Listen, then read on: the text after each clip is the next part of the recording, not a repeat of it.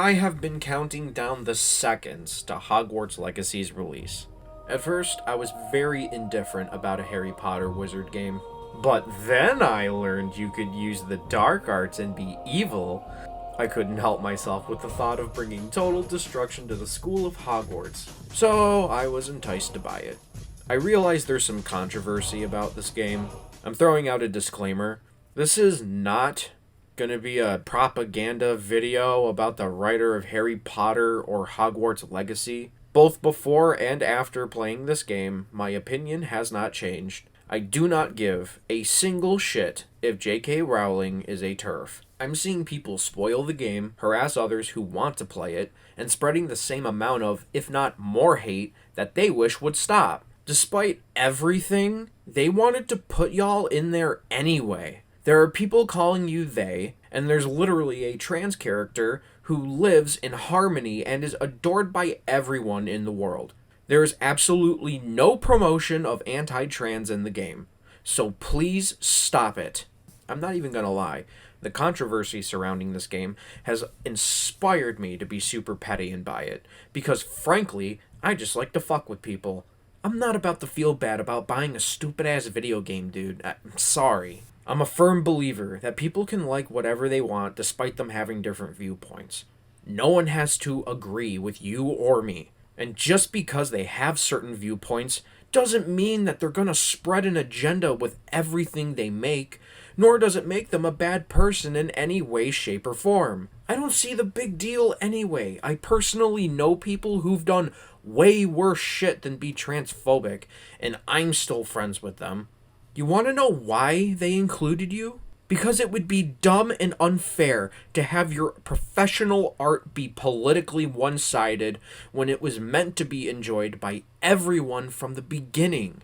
It's art. It's meant to be interpreted however you want it to. As far as my knowledge goes with Harry Potter, which honestly isn't much, aside from Dumbledore, there's nothing specific with sexuality or gender identity, so really, every character in Harry Potter could be trans if you really wanted to believe that. I'm sorry for getting so frustrated about it. Shit. Honestly, it would be nice if we could all talk about something other than politics, sexuality, and problems in general.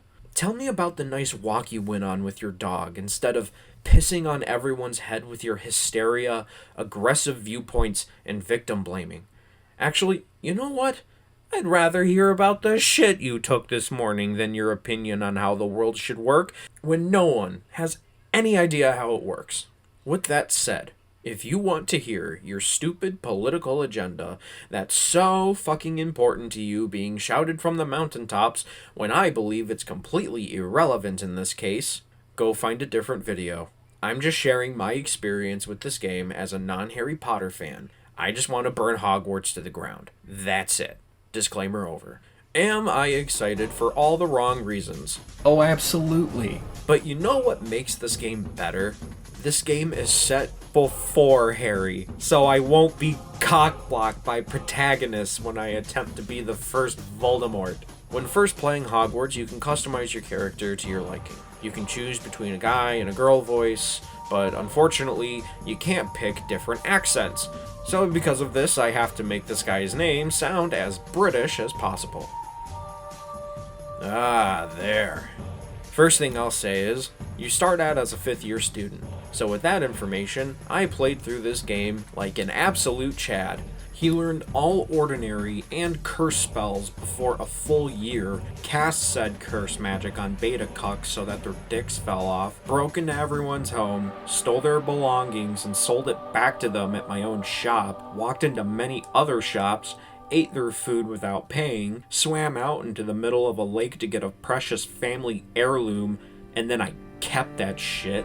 Used ancient magic to absolutely annihilate enemies, dressed up like a villain, beat opponents in magic sports and arrogantly crush their spirits, and of course, shitted on people's dreams whenever I got the chance. You can be a dick to everyone, so the Giga Chad playthrough actually worked out really well. As someone who's not a fan of Harry Potter, I have to say, this game is not bad. Graphically, it's stunning. There are minor bugs, like a dude sucking his own dick and then vanishing, but it's also a magical world, so like I don't know what I should call and what I shouldn't. You know, I guess anything's possible. The controls are pretty responsive. My only complaint is the broom flying.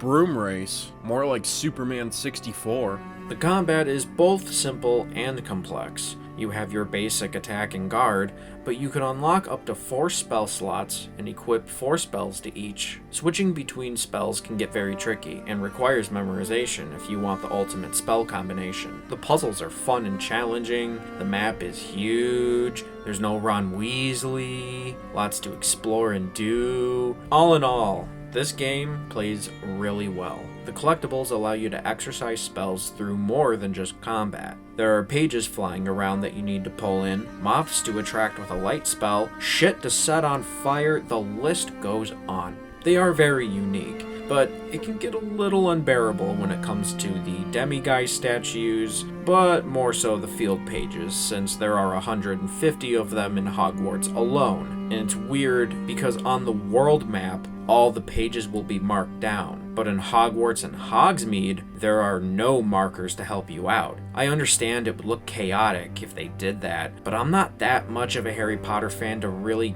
care enough to explore and learn everything. Speaking of unbearable, there are multiple quests that are super boring and uninteresting. For example, the history class. Now, I know that it being boring was the entire point, but I've never come so close to killing myself. It may be my indifference to Harry Potter talking, but the story put me to sleep on multiple occasions, especially when they go on and on. Even a good percentage of missions are just straight up cutscenes. Luckily, the triangle button has been my best friend since it allows you to skip all unnecessary dialogue. Thank God for that, because some of the voices can get very annoying to listen to. Holy shit, is that Markiplier? I really only have one issue with this story. For an unforgivable curse, Avada Kedavra seems to be a very well-known spell for both teachers and random nobody villains. It's kind of concerning how many people know them, and they seem to be really easy to learn. It's not even my first year, and I learned 2 out of the 3 of them from some random student in less than a semester. I don't know about y'all, but I think this calls for some wand control. PSA, read every owl message you receive, especially if things get quiet. It's amazing how you can't harm other students in the school, especially since you have this example of the Bombarda kid who literally got smeared all over the wall. Almost took you out there. And not in the good way. Trimley Finkel, new student. It's with great sadness that I report you cannot be a villain, nor can you replace the main antagonist, which was my ultimate goal. The closest I've ever come to the total destruction to the school of Hogwarts was burning a picture from the school in some gross swamp. But you can do some pretty terrible things though, like life-ruining shit. Even though you're not labeled as a villain, you might as well be. It's arguably worse that they don't label you as a villain. You're a trustworthy walking pile of chaos. After learning Avada Kedavra, the game gets so much better. Wiping out at least one enemy entirely and then taking over another with Imperio is so nice. It's a shame you can't use the killing curse on the main boss, but after beating the game, I just have one bit of criticism. No matter what you do or say, the ending is the same, but has different dialogue. And it's a shame it's like this, because every one of the 4 houses have their own unique quest lines. But if the outcome of the main story is the same no matter what, what's really the point of playing through this game again? I know being a villain is a little unorthodox, but it would really be fun to play one. And it's a shame it's not even an option. Not even a secret ending. Hogwarts Legacy's rating will go like this. Story gets a 4 out of 10, but that's a very biased opinion. I feel like actual Harry Potter fans would shit their pants with excitement while playing this. Visuals will get a 10 out of 10. Gameplay, 8 out of 10. and uniqueness gets an 8 out of 10. Giving it a total score of 30 out of 40 points.